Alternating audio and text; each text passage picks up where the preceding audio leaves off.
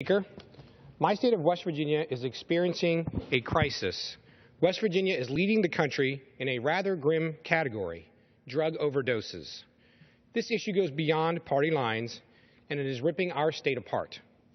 President Obama is bringing national attention to our drug crisis by coming to my district today, this afternoon, to discuss the prescription drug and heroin epidemic. The statistics are disturbing. Overdoses in West Virginia increased by 134% between 2012 and 2013, which accounts for about 34 drug overdose deaths per 100,000 West Virginia residents. This overdose rate is more than double the national average. There is no magical solution to this epidemic. We need local, state, and federal officials to work together to effectively fight back. One of the ways that we can do this is to have the federal government support the High Intensity Drug Trafficking Area Program, also known as HIDTA. The HIDTA program provides needed funds to law enforcement to combat drug trafficking while also helping local treatment and prevention efforts. I have been hosting roundtable discussions across my district to hear directly from communities that are affected by the drug epidemic. I recently held one of these discussions in the town of Romney, West Virginia in September to talk about the ongoing issues they face in that community.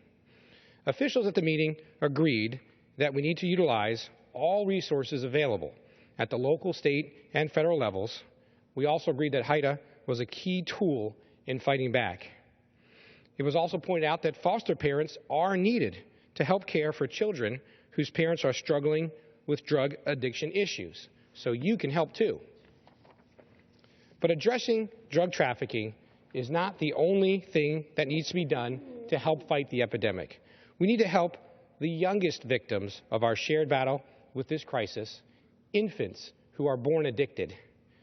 That is why I co-sponsored and voted for H.R. 1462, the Protecting Our Infants Act of 2015 that passed the House here unanimously and is awaiting action in the U.S. Senate.